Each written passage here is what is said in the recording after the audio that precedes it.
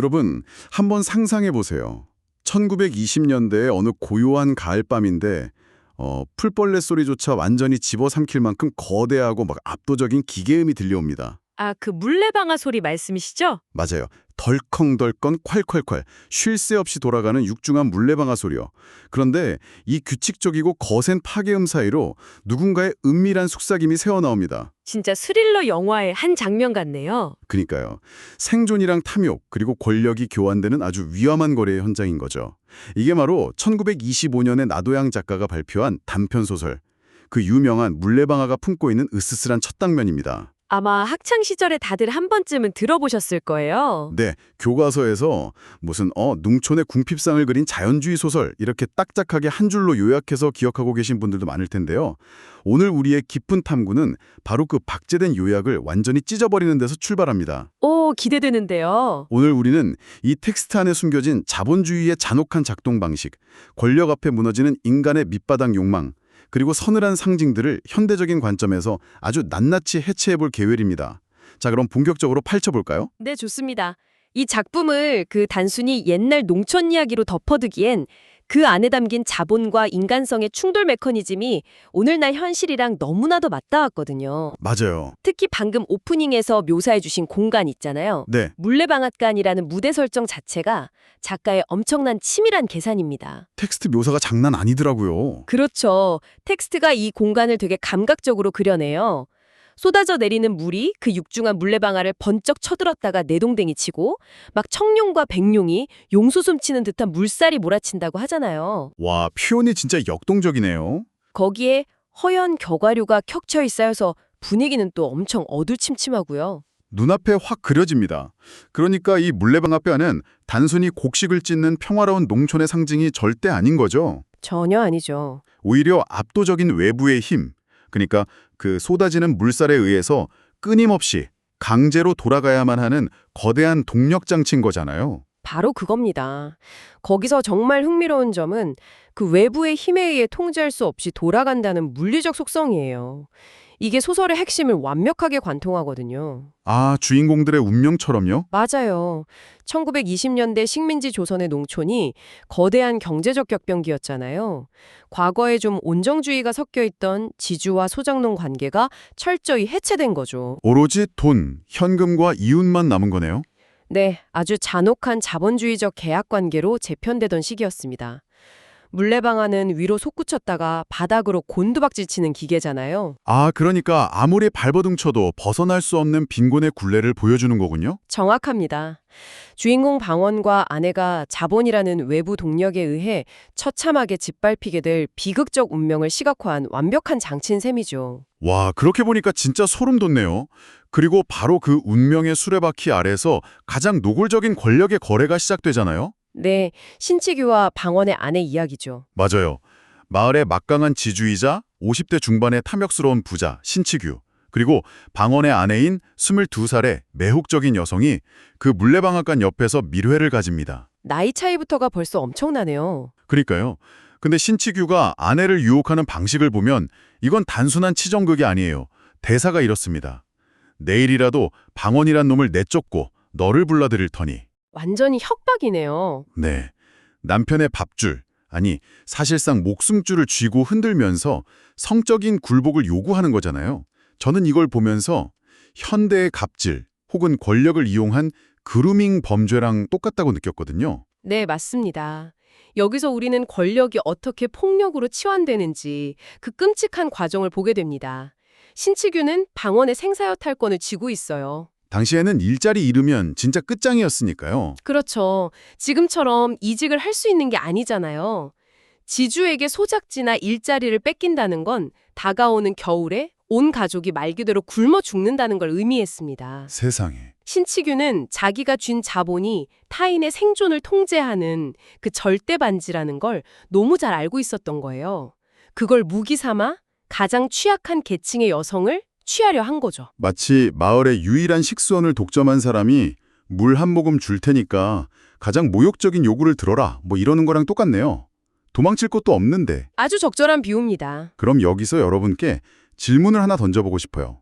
당장 내일 길거리에 나앉아서 굶어 죽을지도 모르는 상황이잖아요. 이 절대 권력자에게 유혹을 받는 24세의 아내. 과연 철저하게 힘으로 억눌린 순수한 희생양이기만 할까요? 그 부분이 정말 절묘한데요. 작가는 아내를 그저 벌벌 떠는 나약한 피해자로만 그렇게 평면적으로 그리지 않습니다. 텍스트를 자세히 보면 좀 다른 뉘앙스가 있죠? 네, 텍스트를 깊이 읽어보면 아내는 신치규의 그 짐승 같은 만족을 사는 매혹적인 웃음을 흘리기도 하고요. 또 이미 동네 노파를 통해서 은밀하게 거래의 신호를 주고받았다는 걸 암시하는 대목도 나옵니다. 아, 본인도 어느 정도 이 상황을 이용하려 했던 거군요. 라는 잔혹한 구조 속에서 폭력에 노출된 약자이면서 동시에 그 구조에 적극적으로 편승해서 가난에서 벗어나려는 세속적 욕망을 품은 인물이죠.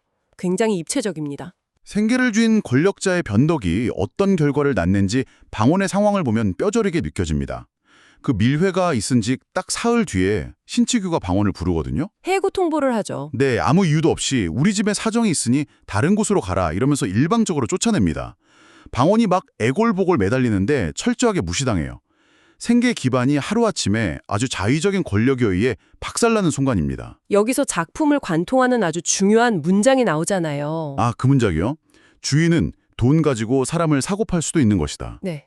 이 문장은 단순한 탄식이 아니라 당대 사회의 본질을 꿰뚫는 날카로운 통찰입니다.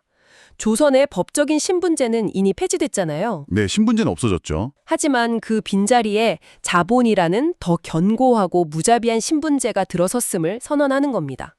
방언이 느끼는 건 단순한 실직의 두려움이 아니에요. 존재 자체가 부정당하는 느낌이었겠네요. 맞습니다.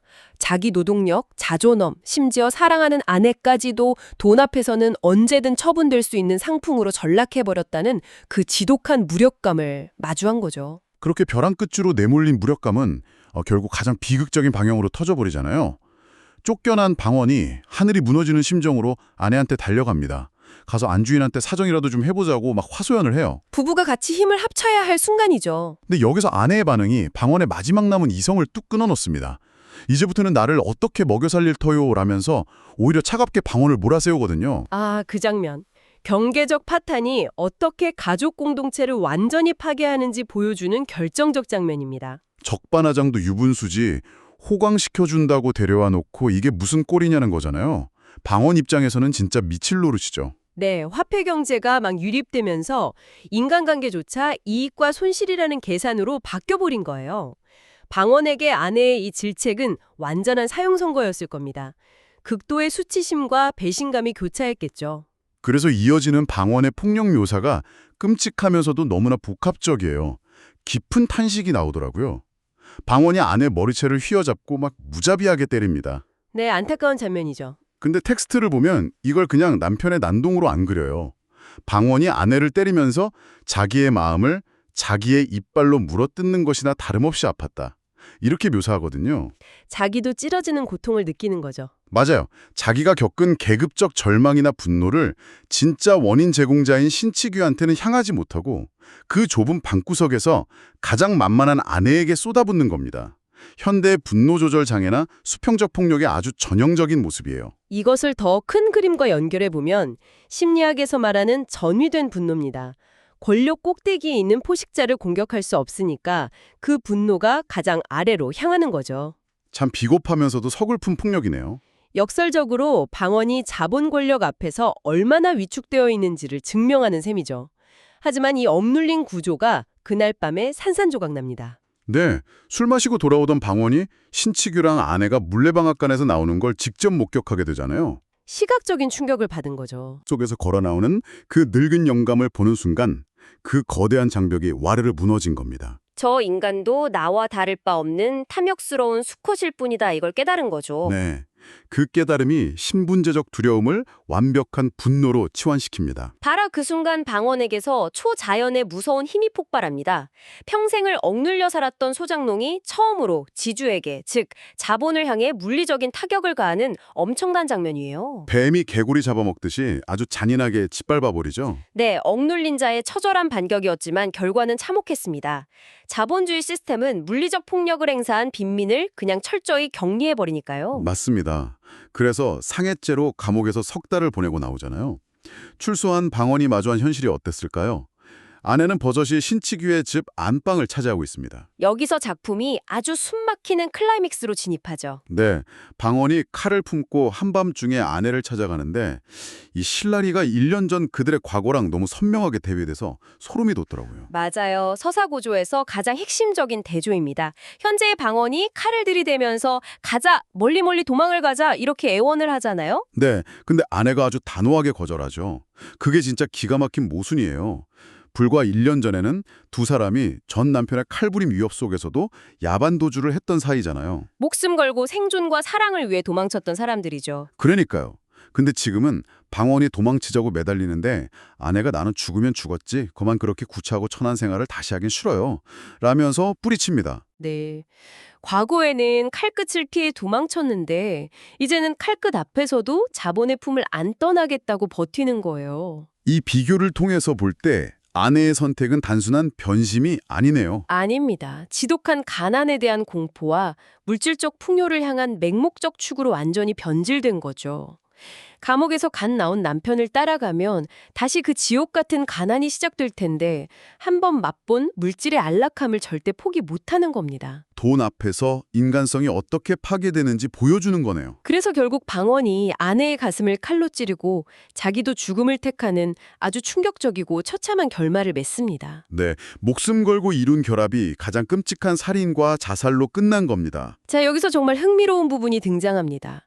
이 참혹한 치정극, 현대적 시각에서 봤을 때 과연 이 비극의 원흉은 누구일까요?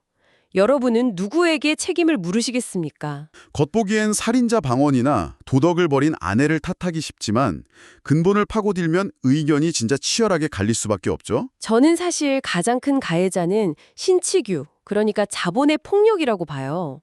신치규가 돈과 권력으로 생존권을 흔들지 않았다면 이 비극은 시작도 안 했을 거거든요. 구조적인 원인을 제공했다는 거군요. 네. 심지어 저는 아내의 행동도 무조건 돌을 던질 수는 없다고 생각해요. 당시 아무런 사회적 안전망이 없는 빈곤층 여성이잖아요. 자본가에게 기생하는 건 일종의 생존을 위한 극단적 선택, 즉 현대적 의미의 생존주의 아닐까요? 그 점이 중요한 의문을 제기합니다. 자본주의의 무자비함은 저도 전적으로 동의해요. 하지만 아내의 행동을 순수한 생존주의로만 포장하기엔 텍스트에 좀 걸리는 부분들이 있습니다. 어떤 부분이죠? 방언이 아내를 때리면서 소리킨 대사 기억나세요? 이년아, 은가락지 은비녀가 그렇게 갖고 싶으냐? 라고 하거든요. 단순히 굶어 죽지 않으려고 쌀을 구걸한 게 아니네요. 그렇죠. 굶주림을 피하는 거면 생존이지만 신치규가 준 건 화려한 장신구와 안락함이었어요. 생존을 넘어선 탐욕, 사치에 눈을 뜬 거죠. 생존을 핑계로 최소한의 인간적 도의를 저버린 타락이라는 점을 간과하면 안 됩니다. 생존주의가 아니라 탐욕의 발현이다. 듣고 보니까 방언의 폭력성도 마찬가지네요. 방언이 막 술에 취해서 돈이 사람을 죽이는구나 이렇게 부르짖잖아요. 네, 자본주의의 부조리를 찌르는 명대사죠. 근데 마지막에 방언이 휘두른 칼끝은 거대한 자본인 신치규가 아니라 결국 자기 안에 가장 약한 존재를 향했단 말이죠. 맞습니다. 그건 혁명적 저항이 아니에요. 내 소유물을 뺏겼다는 수컷의 원초적 폭력성이자 이기심이었죠. 구조적 모순과 개인의 도덕적 타락이 완벽하게 얽혀버린 지옥도네요. 진짜 인간 본성의 밑바닥 진흙탕을 들여다본 기분입니다. 네, 시스템의 폭력성과 인간의 맹목적 욕망이 아주 처참하게 맞물린 거죠. 오늘 우리가 다룬 물레방아, 이게 단순한 100년 전 옛날 이야기가 절대 아닙니다. 돈과 권력, 그리고 인간의 밑바닥 욕망이란 테마는 2026년 오늘날에도 똑같잖아요. 그렇죠. 치열한 부동산 시장이나 직장 내 갑질, 끊임없이 비교하는 일상 속에서 여전히 강력하게 작동하고 있죠. 맞아요. 그래서 이 이야기를 들으시는 여러분 스스로에게 한번 물어보셨으면 좋겠어요. 내 삶에서 물질적인 조건과 끝까지 지켜야 할 인간적 가치가 정면으로 충돌할 때 나는 과연 어떤 선택을 할 것인가 하고요. 오늘 논의를 마무리하면서 제가 한 가지 여운을 더 남기고 싶은데요. 네, 어떤 걸까요? 방원과 아내가 처참하게 쓰러져 죽어간 그 밤에도, 그리고 다른 날 아침에도 그 거대한 물레방 안은 아무 일도 없다는 듯이 덜컹거리면서 돌아가고 있었을 거란 말이죠. 소름 돋네요. 그 무심함이. 네. 그 쉴 새 없이 돌아가는 물레방아는 등장인물들의 파멸과 상관없이 비정하게 굴러가는 세상 그 자체 아닐까요? 아니면 끊임없이 무언가를 욕망하고 소비해야만 하는 우리 안의 기계적인 본성을 의미하는 건지도 모르겠습니다. 와, 덜컹덜컹? 허공으로 솟구쳤다 바닥으로 내동댕이 쳐지는 그 기계음이 우리 현실의 톱니바퀴 소리처럼 서늘하게 맴도네요. 여러분, 오늘 밤 이 물레방아 소리가 묻는 질문을 한번 깊이 곱씹어 보시기 바랍니다. 네, 많은 생각을 하게 만드는 작품이었습니다. 오늘의 깊은 탐구는 여기서 마칩니다. 다음 시간에도 여러분의 세상을 보는 해상도를 확 높여줄 흥미롭고 날카로운 이야기로 돌아오겠습니다. 함께해 주셔서 감사합니다.